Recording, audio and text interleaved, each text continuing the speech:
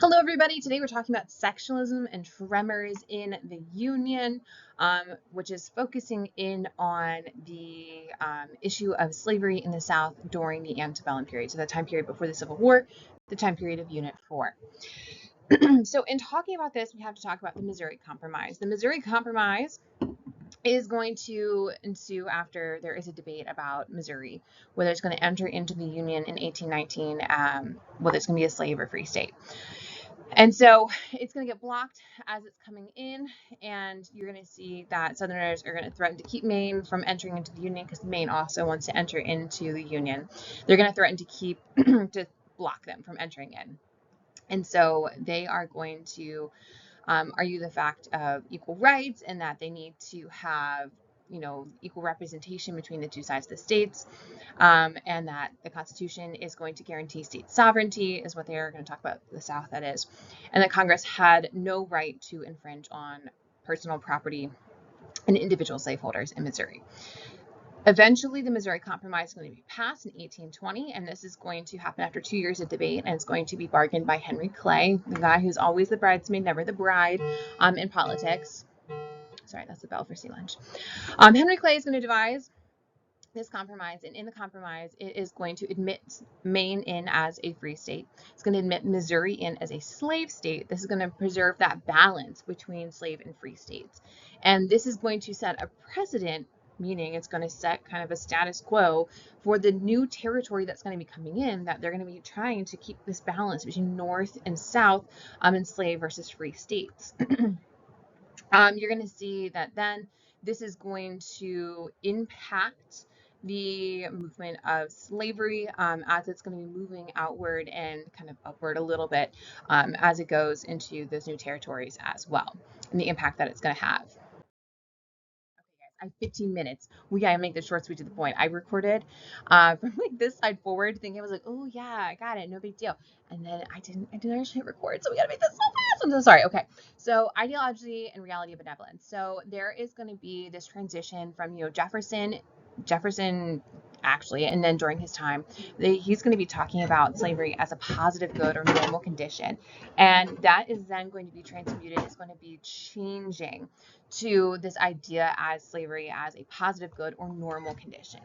And it is going to be subsidizing the lifestyle of Southerners at this point in history. And they are going to back it up with racist ideologies, talking about the inferiority of races and talking about the fact that they are arguing that they think that they are providing, food, housing, care, and that they are going to be building religious lives and providing them salvation, and those things are going to override the fact that slavery is horrible and being owned is terrible and the conditions of slavery are bad, because they're like, oh, it's not actually that bad. But the reality of it, this benevolence, to talk about it, the benevolent empire, as they refer to it, is the fact that enslaved people are going to be enslaved. Number one, they aren't going to have freedoms, and you're going to see that the labor is hard. You're going to see the fact that they are going to be whipped, they're going to be physically beaten, they're going to be emotionally abused, sexually abused. So there's going to be conditions that are going to be very harsh. And over on top of that, you're also going to see the gang labor system is going to be created during this time frame, where they're going to take enslaved people and they're going to have them be kind of like the person underneath the overseer that is then going to be trying to increase the output and trying to keep a steady pace of work. And so you have people infighting amongst themselves of the enslaved population that is going to alienate them from each other and cause a lot of infighting. Slave society. So in the South, you're going to see that the number of slave owners is going to be decreasing over time, about 5% more or less for like every decade from 1830 to 1840, into 1850, sorry.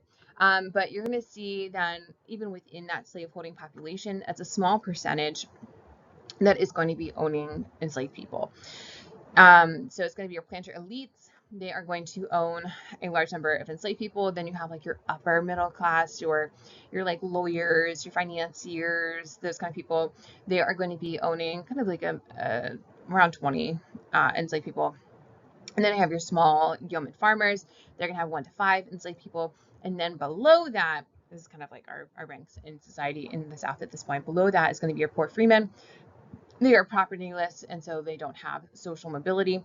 They are going to not have access to an education because the plantation owners refuse to pay taxes to give them such free education. You're going to see that they are going to take solace in the fact that they are free whites and that they have kind of like a social credit at this particular moment in history, just based on that. Okay, the settlement of Texas. So Mexico is going to win their independence from Spain in 1821.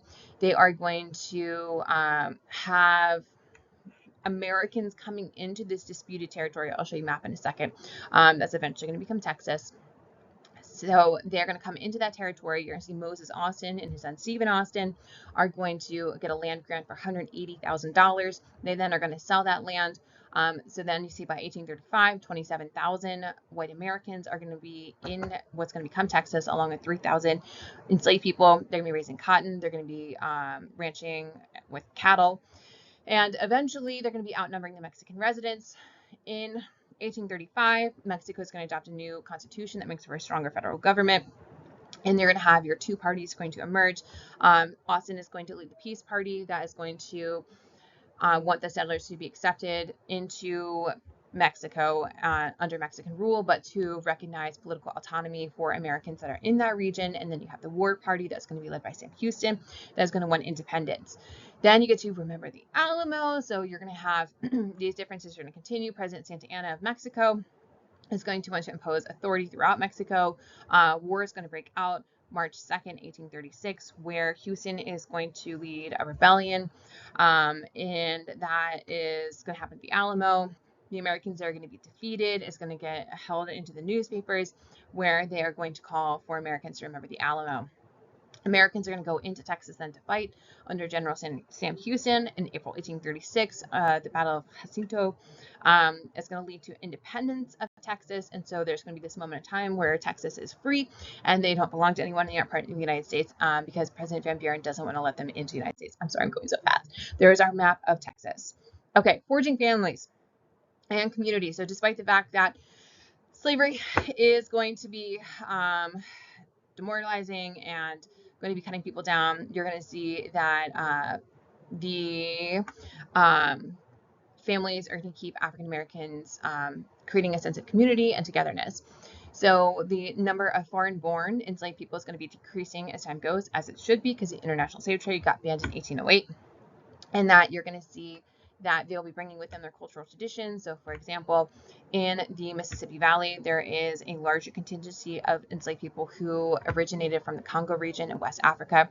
And, like, for example, they'll be shunning marriage between cousins. And so that's something that's going to be kind of circulated into culture and become part of the African American culture, which is opposed to the Southern and Northern-ish culture of the time period where cousin marriage was very much so a thing. Okay, so you're going to see names are going to be kind of evolving as time goes. You're going to see they're going to achieve and try to strive for collective unity, where they're going to be coming together. You're going to see that enslaved people are going to resist slavery through slowing their work pace, feigning illness, breaking tools. They are going to insist that families are sold together. They're going to burn down masters' homes, barns. They're going to poison food. They're going to destroy crops. They're going to take any tactics that they can that could be met with violence, right? That any of these things, if they got found out, that it could be met with violence. So you're going to see slave rebellions are going to happen with Gabriel and Martin Prosser, Nat Turner in 1831, where they're going to try to create change and try to end slavery. Almost there. Okay, the free black population. So about half the free blacks are going to live in the north because the idea was hopefully that they were safer in the north. There's still going to be discrimination, though, that is going to keep them in low-paying jobs, and there is still going to be racism that is going to consider them to be socially inferior at this point in history. There's going to be very few states that are going to give African American men the right to vote, suffrage. Massachusetts is going to be the only state that allows African American men to testify in court against whites. And you're going to see this idea that they're, beholden to the Constitution, but the Constitution is the freedoms aren't being guaranteed to them. There are going to be the other half of this free black population is going to be living in the slave states. And so that's, like Maryland and below. And there's going to be a lot of danger they're going to be facing, that they one, because they're going to be denied jury trials, but also that they could be kidnapped and either sold back into slavery or sold into slavery. Someone who starts off as free, Solomon Northup being an example, that then can be kidnapped and sold into slavery, and there's no recourse. There's nothing they can do to be like, I'm free, because even the piece of paper that said that they were a freed person didn't necessarily have to be listened to, didn't have to be believed. And also, you're going to see plantation owners are going to be very not opening or welcoming to these freed blacks being near their plantations, because they were a symbol of freedom to the enslaved people on the plantation. All right, so that's what I have to say about that. We made it in our 15 minutes or less time frame. If you have any questions, comments, or concerns, please don't hesitate to come see me, come into Key Time, or email me. I hope you enjoyed this lecture.